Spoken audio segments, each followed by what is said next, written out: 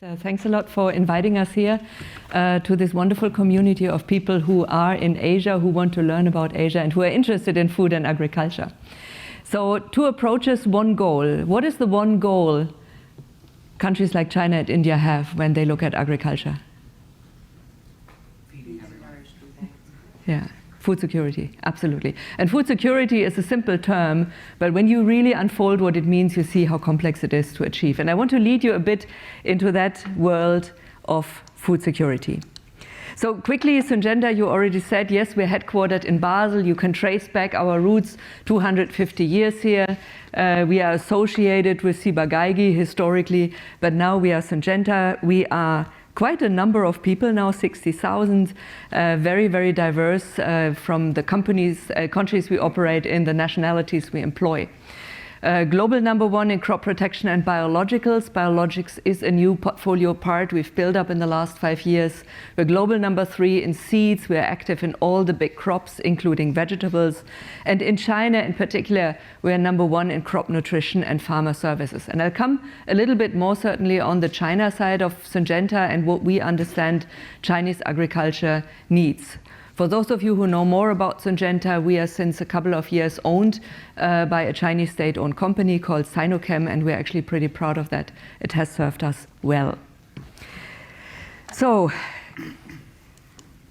food systems. Suli already shared with us how amazing that is when we go in urban areas into the supermarkets, the food we get. And I think most of us had never experienced that there was something really at scale not available other than in the COVID crisis, where I think the awareness of how brittle the food system is, how complex it is, came really to the awareness of consumers. But let's look a bit behind about, what does it take to continue to provide food to consumers around the world? The number 10 billion people in 2050, that's very well known. But when you look then on what does it take to produce food for these people, even if there is more of a dietary change to more plant-based proteins, you can see that in the scenarios of technology adoption as today, it will take 70 to 80 million hectares of cropland. Does anybody know how much cropland Switzerland has? It's 400,000 hectares, so this is 200 times Switzerland cropland. This is the entire cropland Brazil has today. And I think just with this comparison, I think it's very clear that we must not allow more cropland to be generated because it comes off behalf, certainly, of nature, and we need to preserve our natural habitats. So this is clear that technology adoption needs to happen at an accelerated pace as much as dietary change, and where Suli is going, consumer change needs to go at an accelerated pace, because this is a planetary boundary that agriculture must not use more land. We also certainly know about what other natural resources agriculture needs. Today, agriculture needs 22% of greenhouse gas emission, and the Paris Climate Change Agreement requires agriculture to reduce its greenhouse gas emissions. However, if we produce more food in the same systems as today, same food in same systems as today, this number is expected to triple. So it really goes in the opposite direction on what we need to do to help fight climate change. I'm not going into the other dimensions. We can certainly highlight more other natural boundary dimensions of agriculture as we go later on into the discussion. Who has talked with a farmer this year? Are there some fingers up?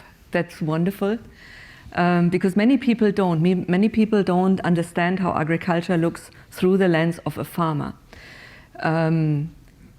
They're dealing with weather phenomena every day, of course. They see changing agronomic conditions, they see new pests, they see depleting soils. They very often own the land on which they farm, which we want to inherit to the next generation. So it's key for them that this land stays fertile, that this land keeps the value. That's their key family asset very, very often. And certainly millions of these farmers are smallholders. And I come to a couple of numbers in a minute. It's a very, very complex situation. The entrepreneurs without a roof, that term was already mentioned. So farmers are really in the center of climate change, food production, food securities, and the complexity of this systematic change which we all need to drive forward. So here's some good news coming, really good news coming, because by now we understand the carbon footprint of agriculture very well, and we know what it takes to reduce the carbon footprint to stay in the Paris Climate Change Agreement. We talked about diet change and consumers needing to adopt a more healthy diet. This is a key lever, and consumers need to be educated. They need to have food which is appealing to them. Reducing food waste is also a very, very important pillar. The three other pillars, that's actually where my company plays, because we have been setting up in our entire history technologies to increase yield. Yield for farmers, that we don't need more cropland. Very, very important. We have now made more investment to understand how we can reduce on-farm emissions. The diesel the farmers use to plow the fields, the fertilizers they use. How can we reduce fertilizer? It's anyhow good for water, clean water, and it's very good for the pocket of farmers. And very, very new, we are starting to understand more about soil carbon, how to stop the depletion of soil carbon, and how to start regenerating soil carbon. It's important for soil fertility, but it's also an important sink for carbon which is in the atmosphere to be back and stored in soil. So there is good news. Science has advanced, and especially climate and carbon science in agriculture. And the second good news is that, you know, the world hasn't been doing so badly in the past. When you look at the last 60 years, global population has increased strongly. When you look at land productivity, so how much more grain per hectare we can harvest, this really shows you how much agriculture has changed from a low technology to a high technology industry. And we actually didn't use proportionately more cropland. So this is good news. Still, 25% more cropland use. This land was taken from nature. And we need to preserve nature and natural biodiversity. So this must really go to zero, and if not, you know, regeneration of natural land is possible. So it's complex, but I do think with the advancement of science to understand more of the food systems and the agricultural systems, and with what we've been able to do already until today with new technologies, I really have hope. So let's dive now quickly into China and India. If I can move the slides, here we go. 35% of the world population, so they're a large part of the Asian numbers Xu Ling showed us. And when you look at it from the distance, how much cropland they have, you say, oh, wait a minute, China has so little cropland compared to India, who has 50%. But China is 3 times the size of India, so when you look at total numbers, they actually have the same amount of cropland. So this is very interesting. There is cropland at scale, which is there to be farmed differently in future. When you look at food self-sufficiency, you really see the difference between the two countries. India, in the Green Revolution, which happens in the 1960s, achieved food self-sufficiency. It was a government program to focus on modern seeds, modern crop protection, modern agricultural mechanization to make India food self-sufficient. And now you can ask yourself, why is China then still the largest importer of global food crops today? Why couldn't they do it? I think there is one very, very crucial difference, because India is a plant-based diet, whereas the per capita consumption of meat-based products in China is very, very high. So diet is one reason, but one reason is also the distinct focus on making agricultural technologies available to smallholders with governmental support. And this you also see, interestingly, when you look at how many smallholders are working in agriculture. And it was a big surprise when I researched this number, that India actually has half of the smallholders. Smallholders is 1 to 2 hectare farms than China. So in India, government has focused on land reforms. Land reforms are very, very painful for people who have to move around. That's not anything an easy policy, but you see that India really looked at what role rural prosperity needs to play, how many people should work and live from agriculture, versus China, where actually small holding is still the majority of how agriculture is done in China. So very, very different approaches with regard to land policy, with regard to modern technology introduction in the country, in these two countries, and very different in diet. So that's why the outcomes are actually very different. What is same is the weather extremes. Both countries see more and more heat waves. It was the hottest ever July in China this year. Both countries see extremely volatile weather patterns from which farmers suffer. In India, this leads to more torrential rainfalls during monsoon, which is very devastating for crops. In China, this leads to prolonged droughts. The technological answer to these challenges are different. So you need different technologies, different ways how to still harvest something meaningful from that cropland in all weather situations. And this is where my company comes in. And very quickly to finish up, Syngenta has invested into a modern agricultural technology platform in China.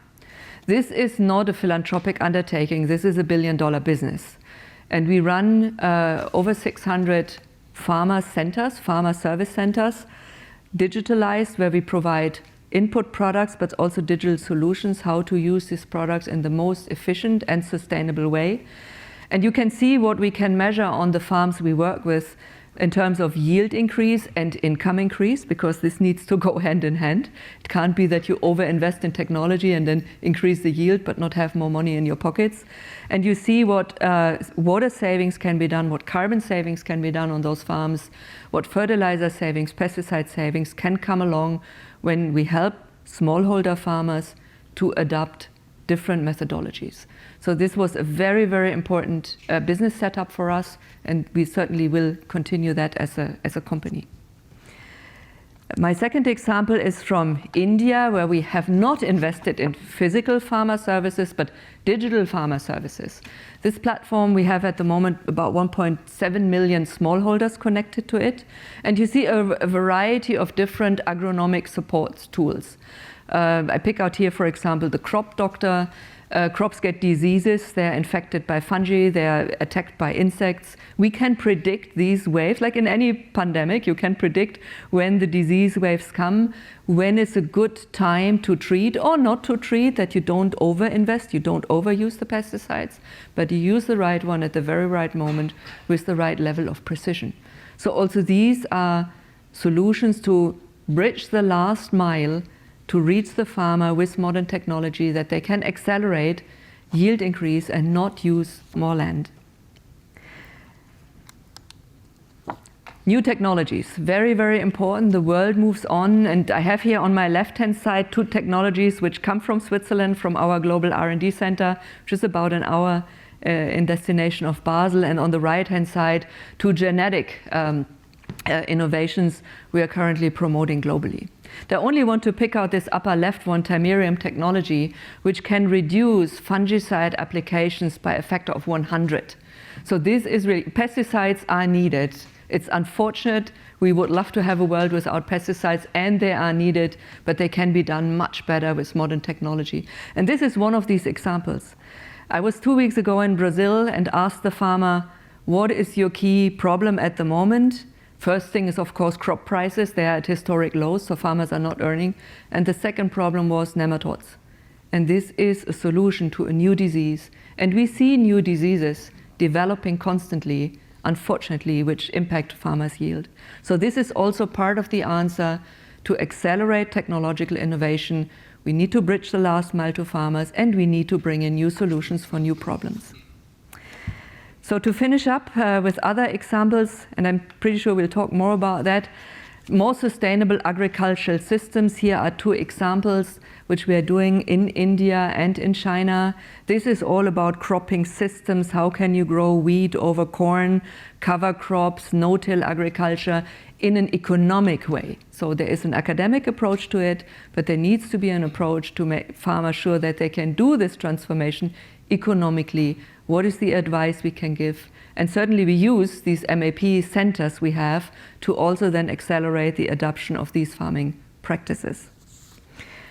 So I need to finish on time. I see Nico already standing there and pushing me off the stage. So I am confident that there is a path forward. Otherwise, I think I wouldn't stand here. I wouldn't work in this sector if I would have lost hope. And it's urgent. It's really, really urgent. There is not one food system. The climatic zones are different. The crops which are grown are very, very different. We have large-scale agro-holdings with hundreds of thousands of hectares. We have smallholders with 2 hectares. They all need different bespoke solutions. We need government, we need academia, we need industry, we need the finance system, the insurance system, able to drive this transformation forward even stronger and even faster. So this is what I brought, and I'm really looking forward for learning more and for the discussion later on. Thank you.